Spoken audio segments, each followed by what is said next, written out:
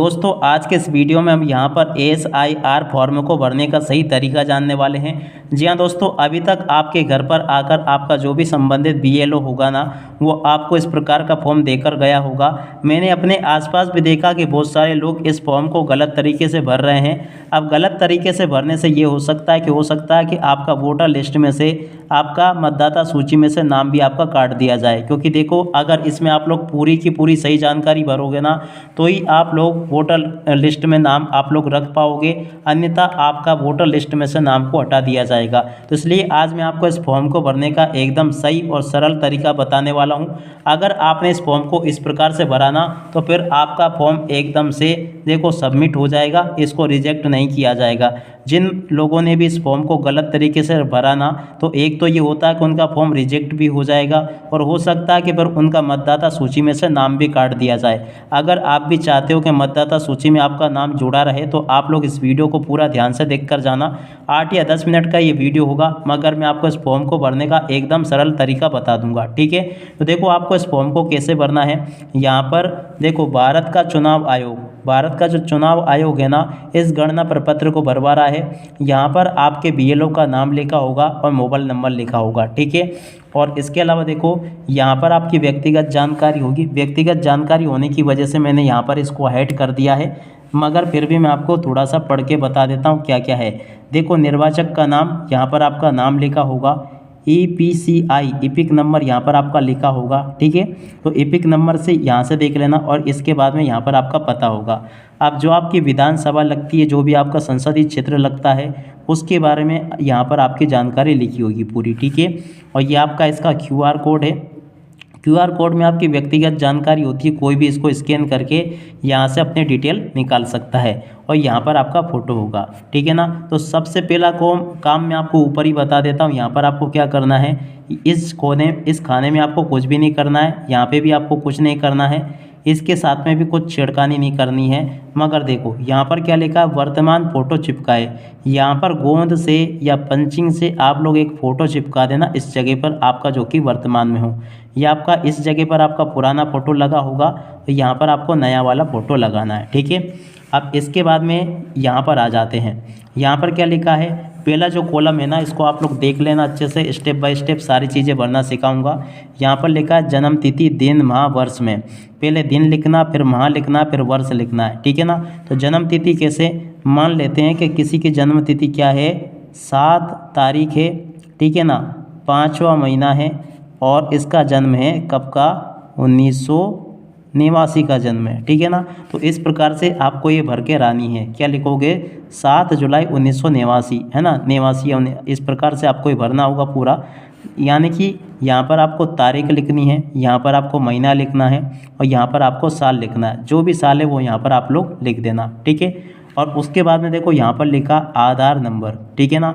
आधार number जो कि 12 अंकों का होता है। जैसे कि मैं यहाँ पे कोई भी संख्या भर के बता देता हूँ, 1 4 5 8 6 7 4 2 8 7। ये किसी की भी नहीं है संख्या, ये बस ऐसे सोच के बता रहा हूँ मैं।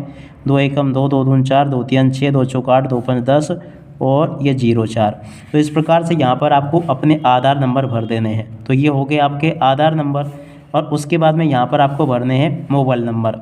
जैसे कि किसी का मोबाइल नंबर है 18678542, ठीक है। हो गए क्या 10 अंक, 1 2 3 4, और आखिर में लिख देते हैं हम 09, ठीक है। तो ये आपके मोबाइल नंबर हो गए। जो भी आपके नंबर हो ना, वो भरना आप लोग यहाँ से देख देख के मत भर देना, क्योंकि ये मैं एक ऐसे सोच के आपको भर के बता रहा हूँ। अब देखो, यहाँ पर क्या लिखा है, पिता अभिभावक का नाम। देखो, यहाँ पर आपका नाम नहीं भरना, क्योंकि आपका नाम इस जगह पर लिखा है ऑलरेडी, ठीक है। और पिता अभिभावक का नाम आपको कैसे लिखना है, जैसे कि यहाँ पर आपके पिता का नाम है कैलाश प्रसाद मिश्रा, तो यहाँ पर आपको लिख देना है कैलाश, और उसके बाद में आगे लिख दोगे प्रसाद, और उसके बाद में मिश्रा, ठीक है ना। ये किसी का भी नाम नहीं है, बस मैं सोच कर भर रहा हूँ। और किसी से अगर ये व्यक्तिगत रूप से मिल जाता है, तो एक केवल संयोग मात्र होगा, ठीक है। अब आगे देखिए, पिता अभिभावक का इपिक नंबर। अब देखो, जब आपके घर में इस तरह से ये आया होगा ना, तो आपको आपके पिता का भी ये इस तरह का फॉर्म दिया गया होगा। आप लोग अपने पिता का फॉर्म देखना, और उसमें इस जगह पर इपिक नंबर देख लेना। अब इपिक नंबर अपने पिता के उसमें से देखकर यहाँ पर आपको लिख देना है, ठीक है ना। जैसे कि यहाँ पर कोई भी एक इपिक नंबर हो जाता है KBC 1, इसके बाद में देखो 0 1 2 4 5, इस प्रकार से जो भी नंबर होना यहाँ पर आपका लिखा होगा देखकर आपको यहाँ पर भर देना है, ठीक है। अब यहाँ पर भरना आपको माँ का नाम। माँ का नाम समझ लेते हैं, जैसे कि आपकी माँ का नाम अनुसुईया देवी है। क्या है? अनुसुईया, ठीक है ना। यहाँ पर आपको देख लेना इस प्रकार से देवी, ठीक है। तो यहाँ से आपको ये माँ का नाम लिख दिया। माँ का इपिक नंबर यदि उपलब्ध हो तो, अब देखो आपके घर में जब इस तरह का फॉर्म आया होगा ना, तो आपकी मम्मी का जो वो फॉर्म होगा ना, उसमें यहाँ पर आपको इपिक नंबर देखने को मिल जाएगा, या आपके पास में जो भी वोटर कार्ड होगा उसमें आपको ये देखने को मिल जाएगा। तो यहाँ पर आपको क्या भर देना है? मम्मी का इपिक नंबर, जैसे कि यहाँ पे लिखा PCB और 14Z34, ऐसे जो कुछ भी नंबर हो यहाँ पर आपको भर देना है। पत्नी या पति का नाम, अब देखो अगर आप स्त्री हो तो यहाँ पर आपको अपनी पति का नाम भर देना है। अगर आप पुरुष हो तो इसको आपको भरने की ज़रूरत नहीं हो, ठीक है ना। ये केवल किसके लिए है? पत्नियों के लिए है। अगर आप स्त्री हो ना तो यहाँ पर आपको पति का नाम भरना होगा इस जगह पर, ठीक है ना। जैसे कि मान लेते हैं कि आपके जो पति है उनका नाम जो भी है ना, तो यहाँ पर आप लोग अपने पति का नाम लिख देना। ज़रूरी कब होगा ये? जब आप स्त्री हो तब। पुरुष हो तो इसको भरने की आपको ज़रूरत नहीं है। आगे लिखा है पति या पत्नी का इपिक नंबर। अब अगर पति का नाम भरा यहाँ पर, तो आप लोगों को यहाँ पर पति का इपिक नंबर भी डालना होगा, ठीक है ना। तो इस प्रकार से ये 2 कॉलम में आप लोग भर लोगे। मान लेते हैं कि किसी के पति का नाम राम प्रसाद है, तो यहाँ पर क्या लिख देंगे? राम प्रसाद, ठीक है ना। मिश्रा है तो यहाँ पे अपन मिश्रा लिख देंगे, ठीक है। और पति का मान लेते हैं कि पति का जो इपिक नंबर है वो क्या है? यहाँ से आपको लिख दें ZNB और 1741, इसका यहाँ से आपको इस प्रकार से लिख देना जो भी नंबर होगा। तो अब देखो ये जानकारी भरना तो मैंने आपको सिखा दी। अब उसके बाद में देखो यहाँ पर सबसे ज़्यादा कन्फ्यूजन इन दोनों कॉलम में हो रहा है। दोनों कॉलम में क्या करना है? देखो यहाँ पर लिखा है पिछले SIR की मतदाता सूची में मतदाता का विवरण। देखो अगर आपने ये जिसका फॉर्म आप लोग भर रहे हो ना, उन्होंने अगर 2003 के पहले का उनका वोटर कार्ड बना है, यानी कि 2003 में अगर आपने वोटर कार्ड बन चुका था तो आपको ये वाली जानकारी भरनी है, ठीक है। और अगर 2003 के बाद में आपका फॉर्म ये वोटर कार्ड बना है या मतदाता सूची में आपका नाम भरा है, तो आपको ये जानकारी भरनी है। दोनों में से एक भरना है, दोनों मत भर देना, या तो ये वाली भरना या फिर ये वाली भरना। मान लेते हैं कि ये जो भाई साहब है इनका 2003 के पहले मतदाता सूची में नाम था, तो ये कौन सी जानकारी भरेंगे? ये वाली। अब मतदाता सूची में नाम था पहले, तो देखो पहले किनका नाम आएगा, किसका नाम है, यहाँ पर जो नाम लिखा होगा। मान लेते हैं यहाँ पर नाम लिखा यहाँ पे जो भी नाम लिखा है वो यहाँ पर आपको लिख देना है, ठीक है ना।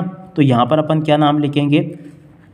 मान लेते हैं कि ये किसी लेडीज़ का है ना, और यहाँ पर समझ लेते हैं कि उस लेडीज़ का नाम अनीता है, तो यहाँ पर अपन क्या लिख देंगे? अनीता मिश्रा, ठीक है। तो यहाँ पे अपन ने क्या लिख दिया? अनीता मिश्रा, ठीक है। अब इसके बाद में देखो इनका अगर इपिक नंबर हो तो यहाँ पर अपन को इपिक नंबर भर देना है, ठीक है। जैसे ZNB और 1431, ठीक है ना। तो इस प्रकार से अपन को ये भर देना। रिश्तेदार का नाम, रिश्तेदार के नाम में अब देखो यहाँ पर आपको ये देखो यहाँ पर अगर आपका 2003 में जानकारी है तो यहाँ पर आपको भरना होगा 2003 में किससे रिश्ता था आपका, ये समझो आप। मान लेते हैं पिछले कॉलम में दिए गए रिश्तेदार का विवरण पिछले SI के अनुसार भरना आपको। तो देखो यहाँ पर आपको क्या करना है, फिर इस प्रकार से आपको रिश्तेदार से संबंध बताना है कि रिश्तेदार आपका क्या लगता है। तो इस प्रकार से आपको यहाँ पर जानकारी अच्छी प्रकार से भरनी होगी। तो ऐसे आप लोग पूरी की पूरी जानकारी को भर लें। तो अब इसके बाद में देखो यहाँ पर आपको रिश्तेदार का नाम लिखना है, यानी कि या तो ये स्वयं लिख सकते हो क्योंकि ये स्वयं उस समय आपका यहाँ पर ये था, ठीक है। और उसके बाद में देखो ज़िला लिखना आपको, ठीक है ना। तो जो भी आपका ज़िला हो, जैसे कि यहाँ पर आप लोग सिंगरौली, और इसके बाद में पूरा आप लोग पता यहाँ पर डाल सकते हो। जो भी मैं यहाँ पर जानकारी या यूज कर रहा हूँ ना भरने के लिए, ये काल्पनिक है, जो भी मेरे मन में चल रहा है ना वो भरकर मैं आपको बता रहा हूँ। ये किसी भी व्यक्ति से रिलेटेड नहीं है, ठीक है ना। तो यहाँ पर आपको पूरा अपना पता डाल देना है, ज़िला डालना है यहाँ पर, और राज्य का नाम यहाँ पर डालना है। जैसे कि ये मध्य प्रदेश का है तो हम यहाँ पे क्या लिख देंगे? मध्य प्रदेश लिख देंगे, ठीक है। और उसके बाद में देखो विधानसभा का निर्वाचन क्षेत्र, विधानसभा निर्वाचन क्षेत्र की संख्या यहाँ पर आपको भरनी होगी। तो देखो विधानसभा की निर्वाचन संख्या आपको यहीं से देखकर भरने ली है, यहीं पर आपको देखने को मिल जाएगी। यहाँ पर भाग संख्या भी देखो यहीं पर लिखी होगी, देखो ये लिखी भाग संख्या इस जगह पर, यहाँ से आपको देखकर भर लेनी है। जैसे निर्वाचन क्षेत्र संख्या 30 है तो 30 भर देना, भाग संख्या 174 है तो यहाँ पर आपको ये भर देना, क्रम संख्या 12 है तो 12 आपको भर देना। इस प्रकार से आपको ये भरना है और बस आपका काम हो गया। इतना ही आपको भरना अगर आपका 2003 की लिस्ट में नाम है तो, ठीक है ना। अब अगर इसके पहले आपका नाम नहीं है ना तो फिर ये वाला कॉलम आपके लिए बिल्कुल खाली हो जाएगा, फिर आपको इस वाले कॉलम को बिल्कुल नहीं भरना है, फिर आपको केवल ये वाला कॉलम भरना है। अब इस वाले कॉलम में क्या भरना है, मान लेते कि उस समय आपका नाम नहीं था, तो आपका नाम किसका था उस समय, मान लेते कि आपके पिता का उस समय नाम था जिनका नाम क्या, कैलाश प्रसाद मिश्रा। तो फिर यहाँ पर किसका नाम आ जाएगा, यहाँ पर आपको लिखना होगा ऐसी स्थिति में कैलाश प्रसाद मिश्रा का नाम, ठीक है ना। तो ऐसे आपको ये नाम लिख देना है। और उसके बाद में देखो एपिक नंबर, कैलाश प्रसाद मिश्रा का जब आपको ये फॉर्म दिया गया होगा ना तो आपके पिताजी का जो एपिक नंबर होगा ना यहाँ पर आपको देखकर लिख देना। मान लेते हैं इनका एपिक नंबर क्या है, KBC 01 और उसके बाद में 245, तो इस प्रकार से भर देना है। रिश्तेदार, अब देखो कैलाश प्रसाद मिश्रा आपके क्या लगेंगे, फादर लगेंगे, तो यहाँ पर आपको लिख देना पिता, ठीक है। और देखो रिश्तेदार का नाम यहाँ पर आपको ये लिख देना है और उसके बाद में देखो रिश्ता भी आपको यहाँ पर लिख देना पिता, ठीक है। और उसके बाद में देखो जिला आपको लिख देना है, जो भी आपका जिला है, जैसे कि यहाँ पर सिंगरौली है तो यहाँ पर आपको सिंगरौली जिला लिख देना। राज्य का नाम लिख सकते हो यहाँ पर जो भी आपके राज्य का नाम हो, मध्य प्रदेश, ठीक है ना। तो इस प्रकार से देखो आपको क्या करना है, अगर आपका 2003 की लिस्ट में नाम होता तो ये वाला भरना है और अगर ये नहीं भरा है तो ये वाला भरा जाएगा। याद रखिएगा इन दोनों में से एक आपको भरना, या तो ये वाला भर दो या फिर ये वाला भर दो, दोनों आपको नहीं भरना है, ठीक है। इसके बाद में देखो विधानसभा संख्या जैसे 30 है, भाग संख्या 174 है और क्रम संख्या 12 है। तो बस हो गया आपका काम, इतनी सी जानकारी आपको भरनी है जो कि मैंने आपको बता दी है। तो यहाँ पर आपको अपने सिग्नेचर करके और इसको थोड़ा सा पीछे भी पढ़ लेना है।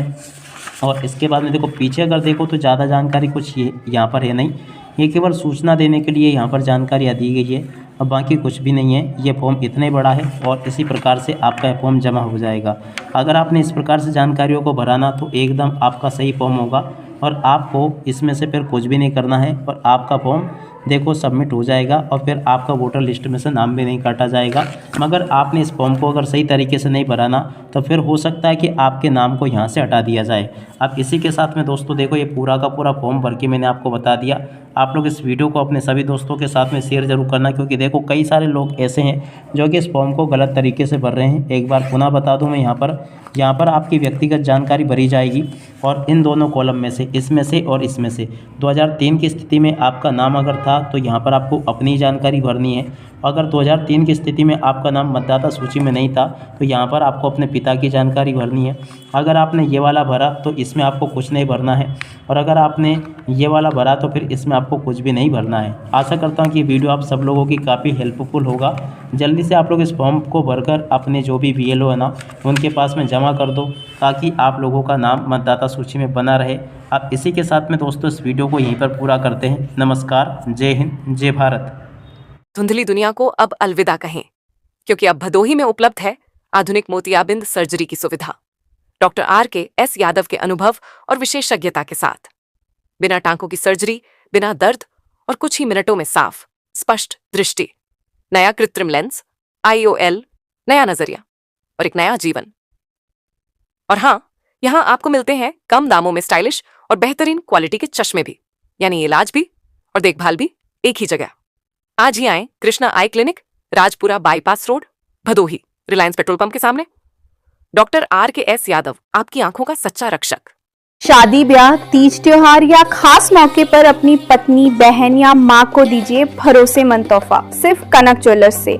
यहाँ मिलेगा आपको 100% हॉलमार्क सोना, प्योरिटी की गारंटी और पसंद ना आए तो रिटर्न की सुविधा उसी रेट पर। तो देर किस बात की, आज ही आइए Kanak jewellers, main road, doctor Arshad के बागल में, भिडोई।